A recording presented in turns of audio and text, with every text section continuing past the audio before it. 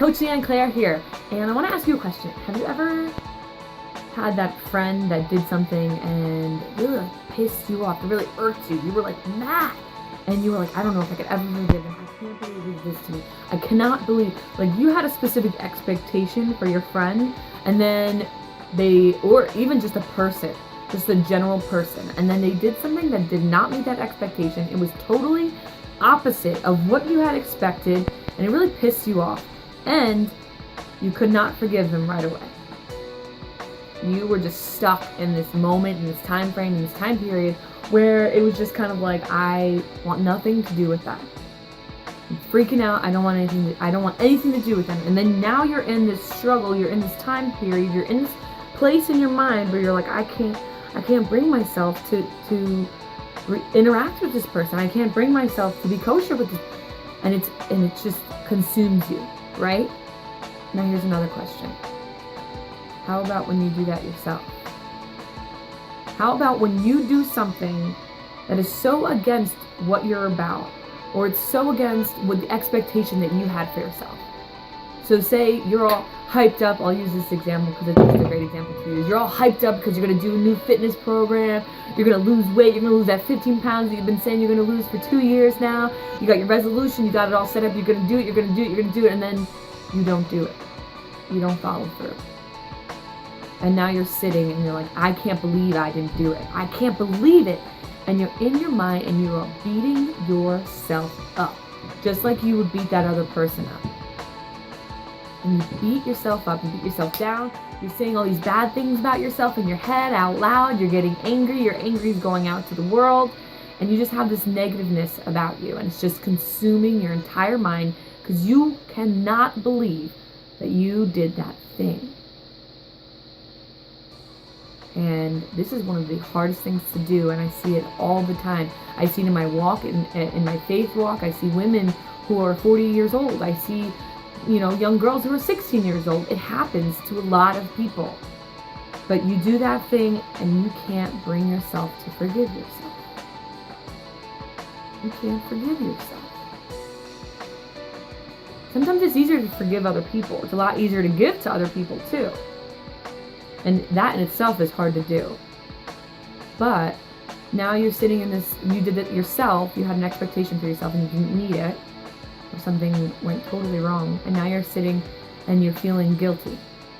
And that guilt can even turn into shame. And the difference between guilt and shame, guilt is just attached to a specific experience, and shame is against your entire character. So what do you do? How do you get out of that? Well, I'm going to give you one thing that you can do. So first of all, before I even give you that thing, I just want to congratulate you, because even though you're beating yourself up, and it's not really healthy to do, I do want to point out the fact that you didn't blame a single other person besides yourself for not meeting your own expectations.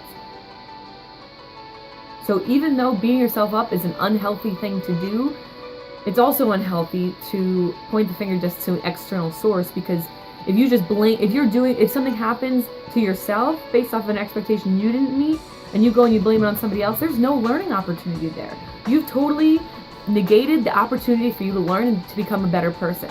Now that you know that you're your own fault, that you did something wrong, that's awesome. Now there's opportunity for you to grow and to learn to be better.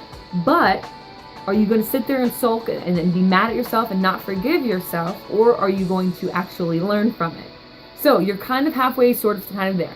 But how do you get all the way there? How do you really forgive yourself? How do you move on from that experience? Well, I have a really, really fun, just like always, I have a really, really fun way of going about doing this. Something that's kind of like really hard not to smile when you think about it and when you do it. And so I want you to think back, if you're my age or older, you have like actual pictures, like physical, like printed out pictures. Not everything is digital that you have. So I want you to think about, like, you've gone through them recently, or like even in the past few years or so, and that 1 or 2 or 3 pictures of like when you were a little girl or a little boy, and you're doing something like wild, kooky, and crazy, and you're just being a kid, and you're being absolutely silly, and you have this crazy little face on or whatever. Maybe you remember the time frame that it was, but you can just always remember this picture because you've gone through your pictures throughout your life with your family and had laughs about it and stuff like that. So as I'm talking, maybe 3 or 4 have even come up. And for me, that's what happened. About 3 or 4 different images had come up in my mind about pictures that I knew that I had somewhere in a shoebox or something. I knew I had the picture because I've seen them before, and I was like, that's the picture I want. I want a picture where I'm smiling, where I'm just a little girl, a little innocent girl, and I'm just smiling, I'm having the time of my life, and I have absolutely no worries in the world. And I found it. I found one of the 3 that I was thinking about, but this is it. It is actually a picture. It says HR 35, grade 8. Grade 8, that's definitely not 8th grade.